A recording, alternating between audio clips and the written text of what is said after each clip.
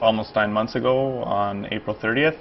I came home from work and I laid down on my couch and I woke up approximately 51 days later on June 20th. I contracted an unknown virus which caused meningeal encephalitis.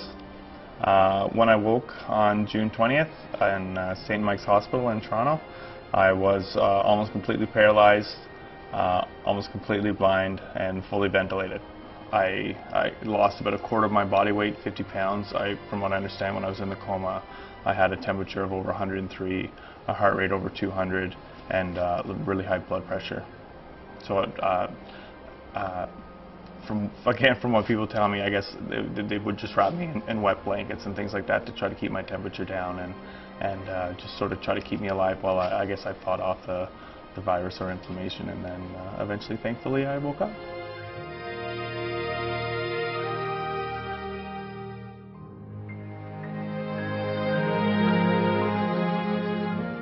The hospital that Matthew was at had kind of got to the realization that they were at a bit of a roadblock with his ventilation and were concerned about how they were going to get him off the ventilator.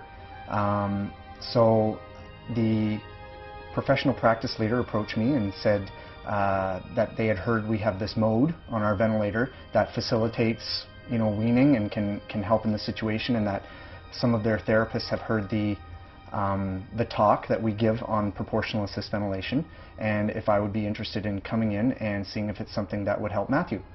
And I mean, it's at that point where diaphragmatic atrophy is apparent, and they were having difficulties getting anywhere on his ventilation. That day went into the ICU with the clinician team around the bed and put Matthew on PAV for the first time.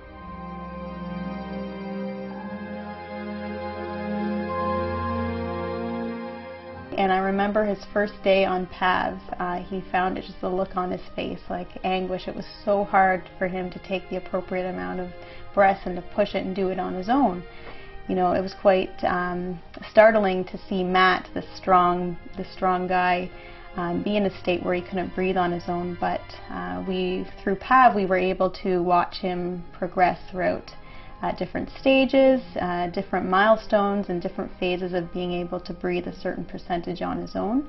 It was quite a struggle at the start, and then as I continued with it, it started to get easier. Getting off the respirator was one of the hardest things, and I know there was certain times where I thought, like, I don't know how I'm going to do this, and but after a week he was really getting it, and he made slow progress at first, but then after a week he was just sailing through it, and everyone was amazed. I mean, nurses, the respiratory therapists would all come and cheer him on.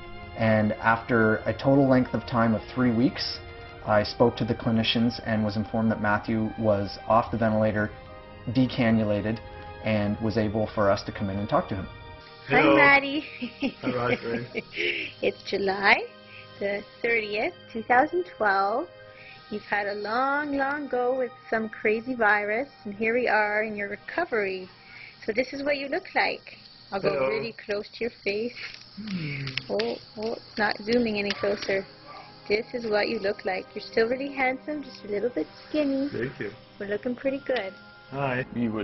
At that point, they deflated the balloon in my trach, which would stop the air from coming out my mouth and nose. And at that point, I remember the respiratory therapist plugging the hole, and I said hello. And then I remember looking around, thinking where that hello came from, because that was the first time I heard my voice in almost 3 months. And I remember phoning my brother that afternoon, and him telling me he waited a long time for this phone call. So, I guess I say, I couldn't talk for almost 3 months, so now I don't shut up.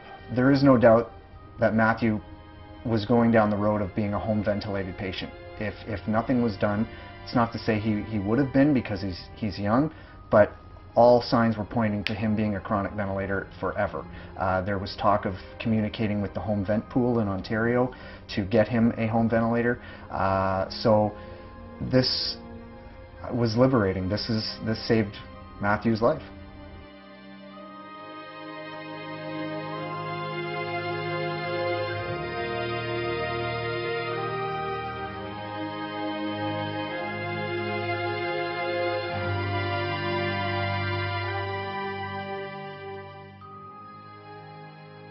On New Year's, I proposed to my fiancée Rosalind, and thankfully she said yes.